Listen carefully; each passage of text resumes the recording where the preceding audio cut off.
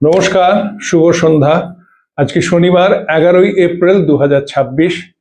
বাকচক্রের নতুন পথ চলা বিবেকানন্দ ঘরে ঘরের আজকে 257তম 257th সাপ্তাহিক ধারাবাহিক বক্তৃতামালায় আপনাদের সকলকে সাদর অভ্যর্থনা ও আমন্ত্রণ জানিয়ে আজকের অনুষ্ঠান শুরু করছি। অনুষ্ঠানের বক্তা এবং বিষয় অপরিবর্তিত। বিষয় স্বামী বিবেকানন্দ এবং বক্তা শ্রী তরুণ গোস্বামী, যার পরিচয় নতুন করে দেবার কিছু নেই। সুতরাং আসুন, অহেতুক আমার প্রাককথনে সময় নষ্ট না করে আজকে আমাদের সেই পরিচিত প্রার্থনা সঙ্গীত, যেটা গেয়েছেন এই বাকচক্রেরই প্রবীণতম সদস্য শ্রী রমেশচন্দ্র বন্দ্যোপাধ্যায়, তার সেই রবীন্দ্রসঙ্গীত শুনে আমরা আজকে আমাদের অনুষ্ঠান শুরু করছি। নমস্কার, ভালো থাকবেন।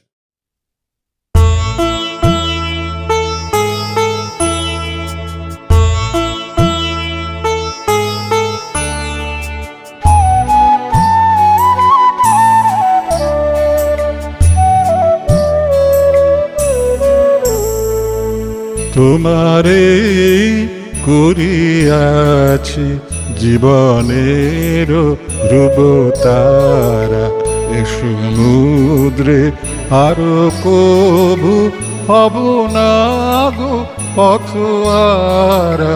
তোমারে করিয়াছি জীবনের ধ্রুবতারা।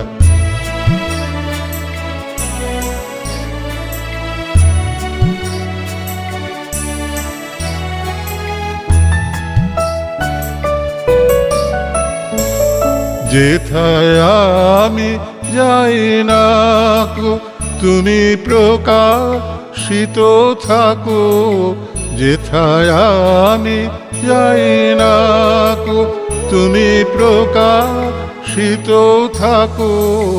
অকুল নয়ন জলে ঢালো গো কিরণ ধারা। তোমারে করিয়াছি জীবনের ধ্রুবতারা।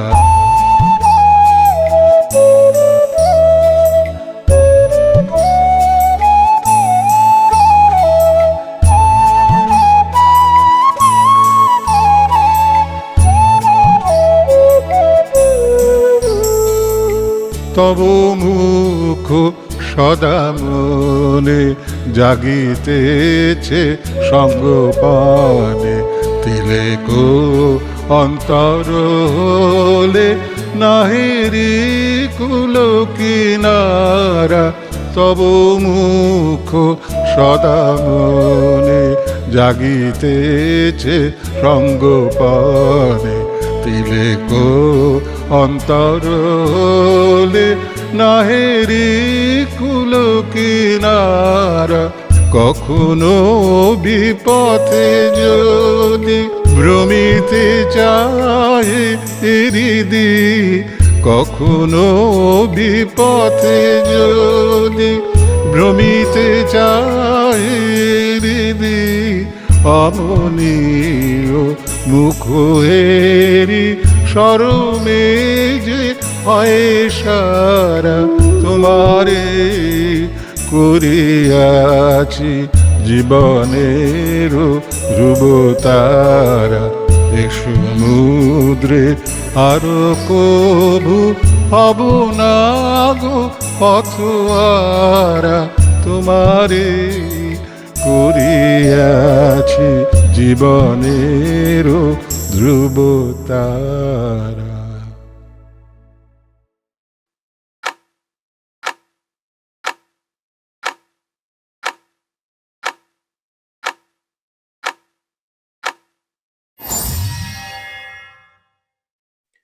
আজকে যে চিঠিটা পড়বো সেই চিঠিটা খুব অসাধারণ একটি চিঠি।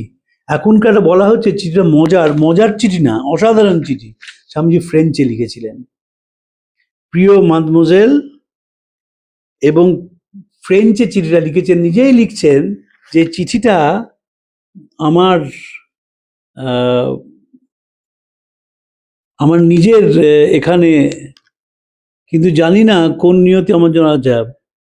আমার ফরাসি ভাষার চিঠিটা ভারী মজার, তাই নয় কি? তবে এটা আমার প্রথম প্রয়াস। একটি মানুষ আমরা তো অনেকেই মনে করি, আমি মনে করি না, অনেকেই মনে করে যে খুব ভালো হিন্দি তারা জানেন। যারা উত্তর ভারতে পোস্টিং পান, তার চাকরি বাকরির ক্ষেত্রে খুব ভালো হিন্দি জানেন, তাদের হিন্দিতে চিঠি লিখতে বলবেন তো কলম চিবি আক হয়ে যাবে। যারা ও দেশে জন্মেছেন সে কথা আলাদা, কিন্তু যারা পরে কাজের ক্ষেত্রে গেছেন উত্তরপ্রদেশে বা বিহারে, তারা হিন্দি বলতে পারেন। আমরা শুনে মনে করি ভালো বলছেন, কিন্তু ব্যাকরণগত ভুল থাকে। বিবেকানন্দ চিঠি লিখতেন মানে কনফিডেন্সের লেভেলটা বুঝুন, কিভাবে ফ্রেঞ্চটাকে রপ্ত করে ফেলেছিলেন। মাদাম এমা কালভের যে জীবনীটি আছে, সেখানে তিনি বলছেন স্বামীজি ফরাসি ভাষায় গান গাইতে পারতেন। সুরটা তো ছিল, সুরের বোধ ছিল, নোট ছিল। জুলিয়ান রুসের একটি সিনে গান আছে সাউন্ড অফ মিউজিকে, if you know the notes to sing you can sing anything. স্বামীজির নোট লাগতো। তাই এমা কালভে যখন কলকাতা এসেছিলেন, যখন বিবেকানন্দের সমাধি মন্দিরে গিয়েছিলেন বেলুড় মঠে, সেখানে তিনি গান গেয়েছিলেন, কয়েকটি গান ফ্রেঞ্চ ফরাসি ভাষায়, স্বামীজি পছন্দ করতেন। তো চিঠিটা ফরাসি ভাষায় লেখা খুব কঠিন। অনেকেই আমরা যখন অন্য কোনো ভাষা জানি, তাদের সেই ভাষায় যখন চিঠি লিখতে পারছেন, তখন বুঝতে হবে চিঠিটা রক্তমজ্জে হারে মিশে গেছে স্বামীজি। কিন্তু সেখানে বলছেন যে আমার চিঠিটা মজার নয় কি, আমার ফরাসি ভাষার চিঠিটা ভারী মজার, তাই নয় কি? তবে এটা আমার প্রথম প্রয়াস।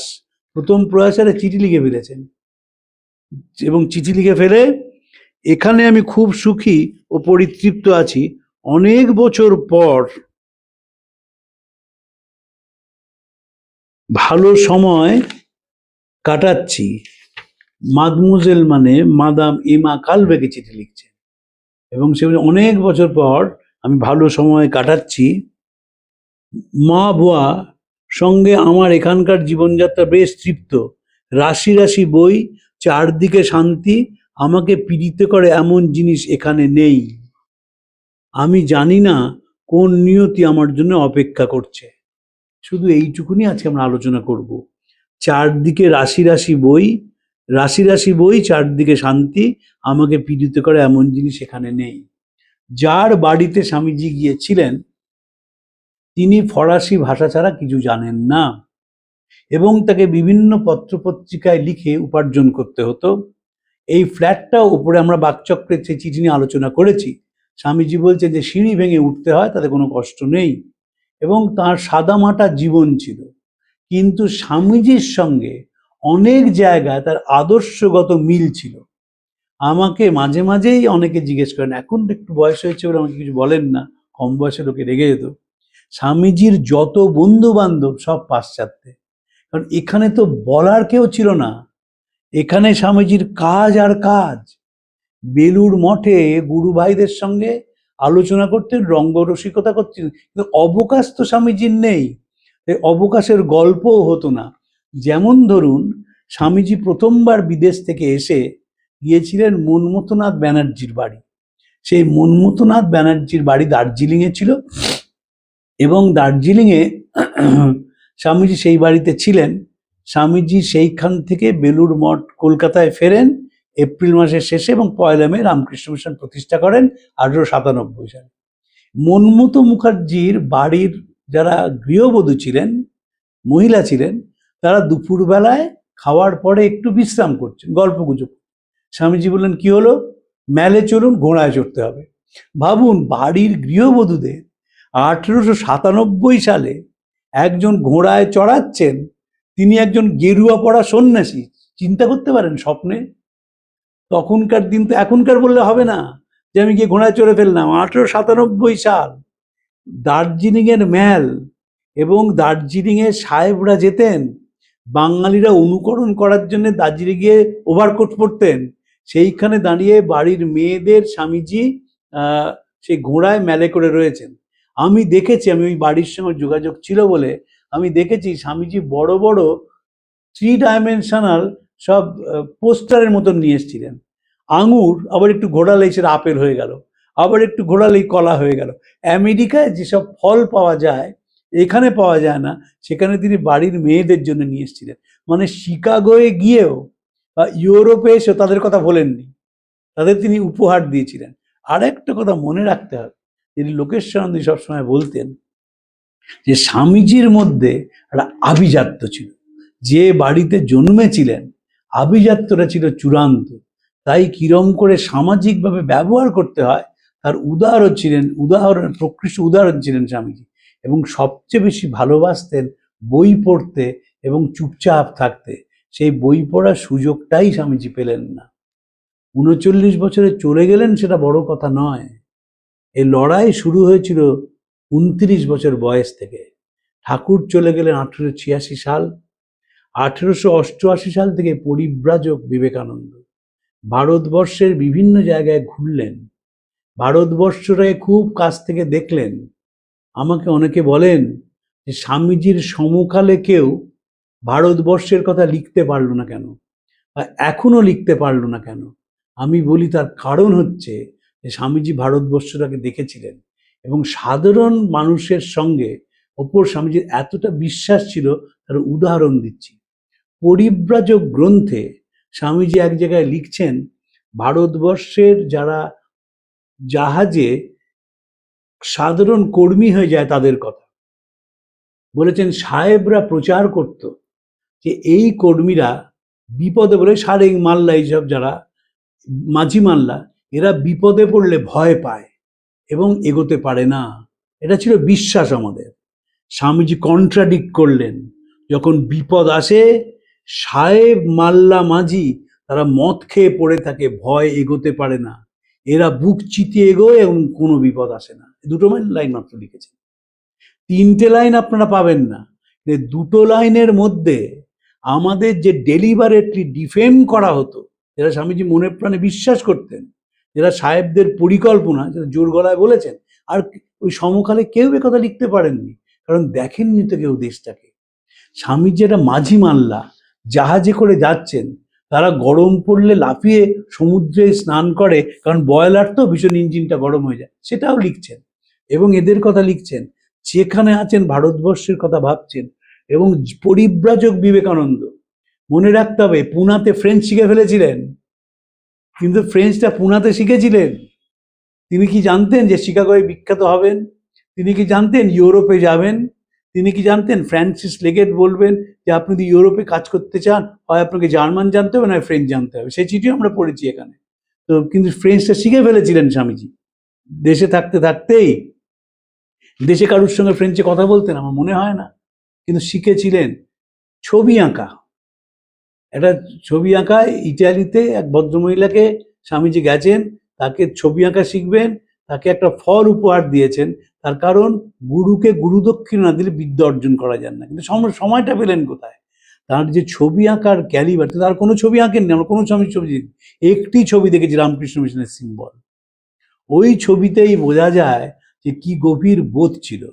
বোঝা যায় রণদা প্রসাদ দাশগুপ্ত, তিনি হ্যাভেলের ছাত্র ছিলেন, গভর্নমেন্ট আর্ট কলেজের প্রতিষ্ঠাতা ছিলেন, তাকে বলেছিলেন যে ছবিটা হয়নি। ছবিটা কি? রথের ওপর হতাশ হয়ে পড়ে আছেন অর্জুন এবং পাশে শ্রী ভগবান তার দিকে তাকিয়ে আছেন। স্বামীজি বলেছিলেন যে অর্জুন ভেঙে পড়েছেন রথের মধ্যে, তার সারা মুখ দিয়ে মুখে বিষাদের ছায়া, আর শ্রী ভগবান করুণা মাখা মুখে শিষ্যর দিকে তাকিয়ে আছেন, বলছেন ক্লৈব্যং মাস্ম গমপার্থ। রণদা প্রসাদ বাবু বলেছিলেন আপনার কাছে বসে কিন্তু ছবি আঁকা শিখতে পারলে ভালো হতো। বলেছেন আবার ছবিটা এনে দেখাতে, সে আর সুযোগ পাননি দেখানোর। রণদাবাবুও দেখাননি, আর দেখালেও সেদিন শিষ্য শরৎচন্দ্র চক্রবর্তী মঠে উপস্থিত ছিলেন না বলে উল্লেখ আমরা পাই না। কিন্তু স্বামীজি সেরম ছিলেন। এবং রাশি রাশি বই। আমার সব সময় মনে হয় যদি স্বামীজি আরেকটু লেখার সুযোগ পেতেন, যদি একটু স্বস্তি পেতেন, স্বস্তি স্বামীজি পেলেন না। স্বামীজি সম্বন্ধে ব্রহ্মবান্ধব উপাধ্যায় স্বামীজির বন্ধু ছিলেন, ভবানীচরণ বন্দ্যোপাধ্যায়, তিনি খ্রিস্টান হয়ে যান, আবার তিনি স্বামীজির কথায় হিন্দু ধর্মে ফেরত আসেন। তিনি বলেছিলেন ব্যথা যদি কোনোদিন শরীরিনী হয় তাহলে স্বামীজির শরীর ধারণ করবে। শান্তিনিকেতন থেকে যখন নেমেছেন হাওড়া স্টেশনে, খবর পেলেন স্বামীজি মারা গেছেন, বলছেন ব্যথা যদি কখনো শরীরিনী হয়, এবং বলেছিলেন ভাই নরেন চলো আবার আমরা বেদান্ত প্রচার করে পাশ্চাত্য মাতিয়ে দিই। স্বামীজি আমার শরীর ভেঙে গেছে, আমি আর যেতে পারবো না, এটা মঠ করেছি, কোনো রকমে তার উপায় করে দিই। স্বামীজি যে শারীরিকভাবে যন্ত্রণা পেয়েছেন, বইটা পড়তেই পারলেন না। তা সত্ত্বেও তো আমরা বই দেখি। ফ্রেডরিক ম্যাক্সমূলারের বেদ বলরাম বাবুর বাড়িতে বসে পড়ছেন, সেখানেও তো বিপদ। মন দিয়ে বই পড়ছিলেন শিষ্যের সঙ্গে, সেখানে গিরিশ ঘোষ এসে দাঁড়ালেন। যেই গিরিশ ঘোষ এলেন, স্বামীজি থেকে বললেন যে জিসি তুমি তো এসব পড়লে না, সারা জীবন কেষ্ট বিষ্টু নিয়ে রইলে। গিরিশ ঘোষ বললেন ঠিক আছে, ঠিক বলেছো তুমি। এই বলে তিনি বেদরূপী রামকৃষ্ণের জয় বললেন। তারপর আগে বলো, ওই বাড়িতে 20টা পাতা পড়তে, এখন আর পাতা পড়ে না। ওই বাড়ির গুন্ডা কুলসিকে গুন্ডারা অত্যাচার করেছে, অনাথকে ঠকিয়ে গেছে, এদের জন্য কি ব্যবস্থা করলো বল। এই বেদ পড়া হচ্ছিল, স্বামীজি স্থান ত্যাগ করলেন, চলে গেলেন। তখন গিরিশ বলছেন যে তোর গুরুকে কেন মানি জানিস? শিষ্যকে বলছেন ওই মহাপ্রাণতার জন্য মানি। যেই দুঃখের কথা শুনলো তখন কাঁদতে কাঁদতে চলে গেল। ফিরে এলেন স্বামীজি, ফিরে এসে বললেন যে তাই তো এদের ব্যবস্থা করতে হবে, এদের জন্য কিছু করা। বেদতে কিন্তু আর পড়া হলো না। যেখানে যেখানে একটু কনসেন্ট্রেট করতে চেয়েছেন, সেখানেই কোনো না কোনো কারণে বাধা সৃষ্টি হয়েছে। বেলুড় মঠ, আমি যখন বেলুড় মঠে যাই, তখন তো স্বামীজির বেলুড় মঠের কথা ভাবতে হয়। কি দারিদ্র, নিদারুণ দারিদ্র। স্বামী অবেদানন্দ যখন ইংল্যান্ডে ছিলেন, কি দারিদ্র্যের মধ্যে পড়েছিলেন। কি করে উপার্জন করবেন, কি করে চালাবেন, টাকা তো নেই। এখনকার যেমন সুবিধা আছে, মিশনে 1700 টাকার কোটি টাকার বেশি গত বছর 2024-25-এ খরচ হয়েছে। তখন ভাবুন, একটা পয়সা কেউ দিচ্ছে না। এবং স্বামীজি কি যেহেতু কলকাতায় মঠ করলেন, বেলুড়ে মঠ করলেন, এবং যেহেতু তিনি কায়স্থ ছিলেন, লোকে টাকার হাত বন্ধ করে দিল। বর্ষা ছিলেন বিদেশি ভক্তরা, তারাই মূল। এবং সেই দারিদ্র, তার মধ্যে যেদিন একটু স্বামীজি বই, যেদিন শরীর চলে যায় সেদিনও ক্লাস নিয়েছেন। ক্লাস কেন? ওই ঝালাই করে নেওয়ার জন্যে। এবং বিবেকানন্দের বোঝানো তো অন্য রকম। যদি কোনোদিন বাকচক্রের সুযোগ হয়, যেমন আমরা স্বামীজির চিঠিগুলো পড়ছি, যেমন আমরা স্বামীজির শিষ্যদের নিয়ে পড়েছি, যেমন আমরা স্বামীজির সংবাদ পড়েছি, যেমন স্বামীজির আত্মীয়দের নিয়ে, বাবা মাকে নিয়ে কথা বলেছি, ঠিক সেইভাবে এখানে স্বামীজির কর্মযোগ পড়ব। কর্মযোগ যদি স্বামীজি পড়েন, আর অন্য ভারতবর্ষে এত পণ্ডিত ছিলেন, কোনো কর্মযোগে স্বামীজি যে অ্যাঙ্গেল থেকে দেখেছেন সেই অ্যাঙ্গেলটা নেই। স্বামীজিকে ঠাকুর মাথায় ঢুকিয়ে দিয়েছিলেন যে কেন্দ্রবিন্দুতে বসে আছে মানুষ। নয়তো কেউ লিখতে পারেন যে আচার্য শঙ্কর মহাপণ্ডিত ছিলেন, কিন্তু হৃদয়ের খামতি ছিল, ব্রাহ্মণের অহংকার ছিল। এটা আলাসিঙ্গা পেরুমলকে লেখেন, বলেন, চিঠিতে লেখেন, এবং শিষ্য শরৎচন্দ্র চক্রবর্তীকে স্বামী শিষ্য সংবাদে বলেন। এবং অলি সেরাবুলকে বলেছিলেন যে আমি সেই দেবতার পূজারী, অজ্ঞারা যাকে ভুল করে মানুষ বলে ডাকে। বলছেন পড়েছ পিতৃদেব ভব মাতৃদেব ভব, আমি বলি দরিদ্র দেব ভব মূর্খ দেব ভব। দরিদ্র, মূর্খ, অজ্ঞান কাতর, এরাই তোমার দেবতা হন, এদের সেবায় পরম ধর্ম জানবে। আমার আরো স্বামীজি পড়ে এখন মনে হচ্ছে যে স্বামীজি আমরা যে কথামৃতে যে কদিন পাই, সে কদিনের বাইরেও ঠাকুরের কাছে যেতেন। এবং ঠাকুর যখন কাশীপুরে ছিলেন অসুস্থ, তখন স্বামীজিকে প্রত্যেক দিন ক্লাস নিতেন। ক্লাস না নিলে এই মানুষের এই বিরাট ব্যাপ্তি হতে পারে না। ঠাকুরের যে অনুভূতি, সেই অনুভূতিটি একদম স্বামীজির মধ্যে ঠাকুর দিয়েই দিতে পেরেছিলেন। তাই যা ইন্টারপ্রেট করেছেন, সেখান থেকে মানুষকে খুঁজে বের করেছেন। ভারতটাকে চিনিয়েছিলেন শ্রীরামকৃষ্ণ, সাধারণ খেটে খাওয়া মানুষের ভারতবর্ষকে। তাই আমি উল্লেখ করলাম যে জাহাজের খালাসি মাঝি মাল্লাদের কথা বলতে গিয়েও তারা যে ভারতীয়, তার যে পরিশ্রমী, সে কথা তুলে এনেছেন। এই যে বই পড়তেন স্বামীজি, বিভিন্ন দেশের বই পড়তেন, এবং আনবায়াসড ওয়েতে। এইখানে যে বইয়ের কথা বলছেন, সব ফরাসি ভাষায় বই, ইংরেজিতে নয়। কারণ জুলে বাবা ইংরেজি জানতেন না। এই জুলে বাবা সম্বন্ধে আমার দীর্ঘ আলোচনা হতো স্বামী প্রভানন্দজির সঙ্গে। মহারাজ আমাকে অত্যন্ত স্নেহ করতেন, এবং অনেক সময় দুজনে স্বামীজি আলোচনায় কাটাতাম। জুলে বাবা শুধু ফ্রেঞ্চই জানতেন, ইংরেজি জানতেন না। তার বাড়িতে স্বামীজি আছেন কি, শুধু ফ্রেঞ্চে কথা বলবেন বলে। পল ডয়েসান স্বামীজির বন্ধু ছিলেন। 1896 সালে লেক লুসানে গেছেন। কেন? কারণ দুজন সংস্কৃতে কথা বলবেন বলে। এই যে আনন্দের মধ্যে থাকতেন, ফ্রেডরিক ম্যাক্সমূলারকে দেখে অবেদানন্দজি সংস্কৃতে কথা বলতে শুরু করেছিলেন। তো স্বামীজি বলে না, উনি সংস্কৃত জানেন না। এবং স্বামীজিরা পড়লেন কোথায়? তার বর্ণনা মহেন্দ্রনাথের বইতে আছে। দারিদ্র নিত্যসঙ্গী বরানগর মঠে, খাওয়া জুটছে না, পরনের পোশাক নেই, কিন্তু পঠন পাঠনটা চলছে। পঠন পাঠন তো স্বামীজির এমনি তৈরি হয়নি, ছোট বয়স থেকে ভুবনেশ্বরী স্বামীজিকে পড়াতেন এবং বই পড়ার যে ভালোবাসা সেটি তিনি নরেন্দ্রনাথের মধ্যে ঢুকিয়ে দিয়েছিলেন। আমি আবার, যেহেতু মণিশঙ্কর মুখোপাধ্যায়ের শরীর চলে গেছে, আমাকে খুব স্নেহ করতেন, আমি আবার সুলোচনাটি পড়ছি।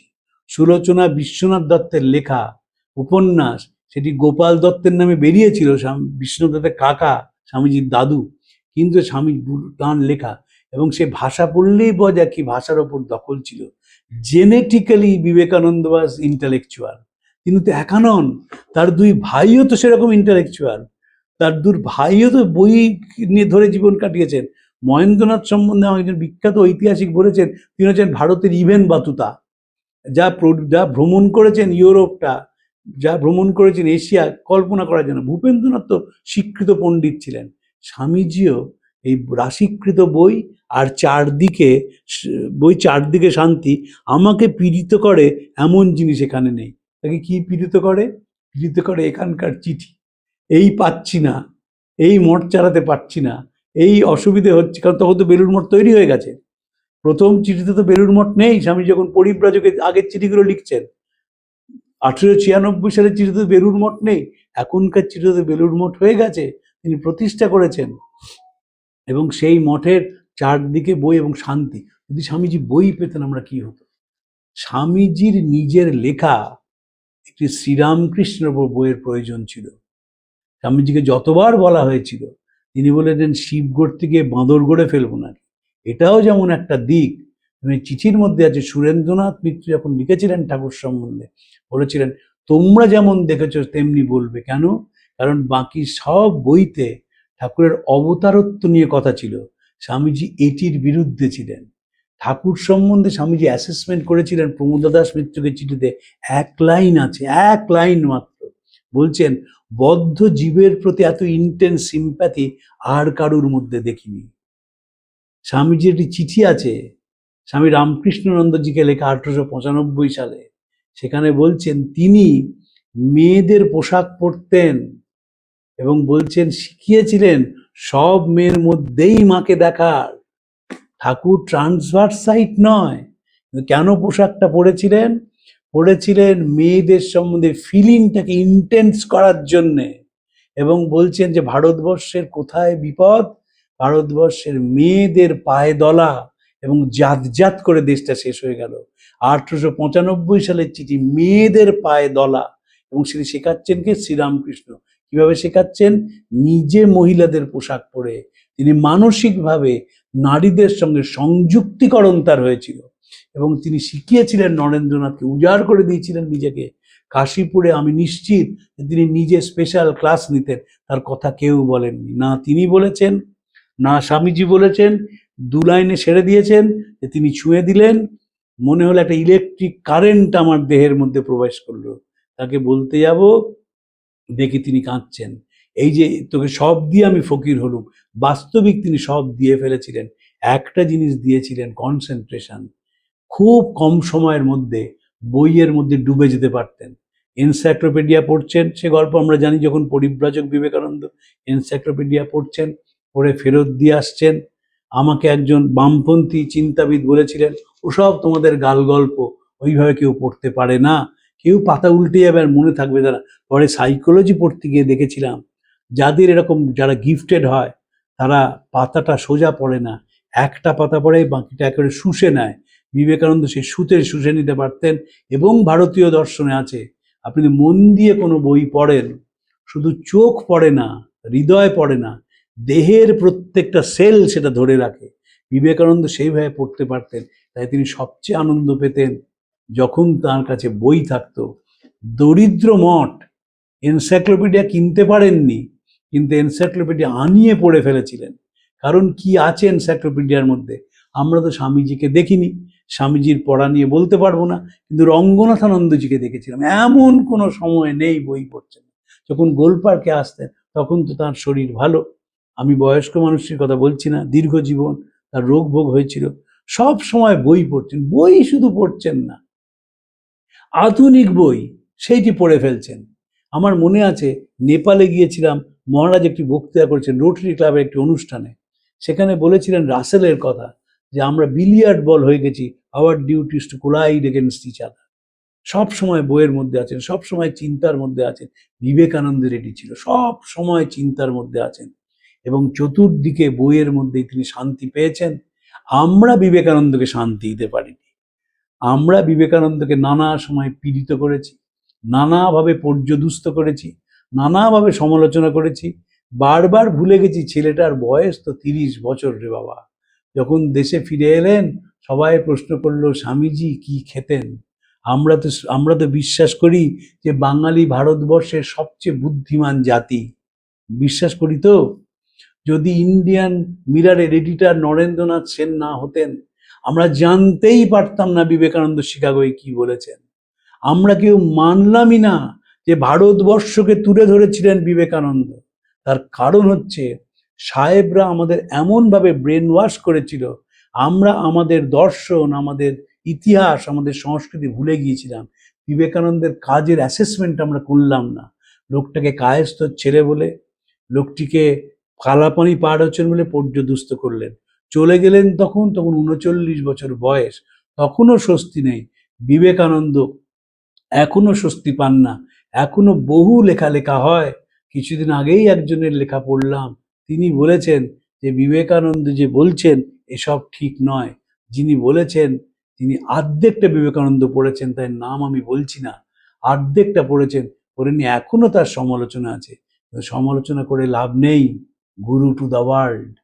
যত দিন যাচ্ছে তত মানুষ বুঝতে পারছে আগামী দিনে সব ধর্মের ওপর শত বাধা সত্ত্বেও লেখা হবে, বিবাদ নয় সহায়তা, বিনাশ নয় পরস্পরের ভাবগ্রহণ, মতবিরোধ নয় ঐক্যতান শান্তি। তিনি বিশ্বাস করেছেন ভারতবর্ষ আবার জাগবে, জড়ের শক্তিতে নয় চৈতন্যের শক্তিতে, বিনাশের ধ্বংস পতাকা নিয়ে নয় প্রেমের পতাকা নিয়ে। এটি বিবেকানন্দের বিশ্বাস ছিল। এবং আমরা যতই বলি, যতই যুদ্ধের দামামা পৃথিবীতে বাজুক, মনে রাখতে হবে অ্যানা ফ্র্যাঙ্কের চিঠি। অ্যানা ফ্র্যাঙ্ক বলেছিলেন, আর কিছু, আমি বুটের শব্দ শুনছি, এখনই কিছুক্ষণ পরেই সৈন্যরা এসে আমাদের নিয়ে যাবে, গ্যাস চেম্বারে মেরে ফেলবে, কিন্তু আমি বিশ্বাস করি পৃথিবীতে একদিন ফুল ফুটবে, পৃথিবীতে একদিন মানুষ হাসবে। অসাধারণ অ্যানা ফ্র্যাঙ্কের ডায়েরি। বিবেকানন্দ সেটা বিশ্বাস করতেন এবং বিশ্বাস করতেন বলেই তার চিন্তা, তার দর্শন, তার ভাব নতুন প্রজন্মকেও একইভাবে অনুপ্রাণিত করে চলেছে। বিপ্লবীদের করেছিল একভাবে, আর এখনকার প্রজন্ম বলছে বিবেকানন্দ ছাড়া বাঁচার কোনো উপায় নেই। যদি বাঁচতেই হয় আঁকড়ে ধরো বিবেকানন্দকে, যদি বাঁচতেই হয় বিবেকানন্দের চিন্তার মধ্যে বাঁচো। আজকে এই অবধি রইল, পরের দিন আরেকটি চিঠি নিয়ে আলোচনা করব। প্রাণারাম প্রাণারাম প্রাণারাম।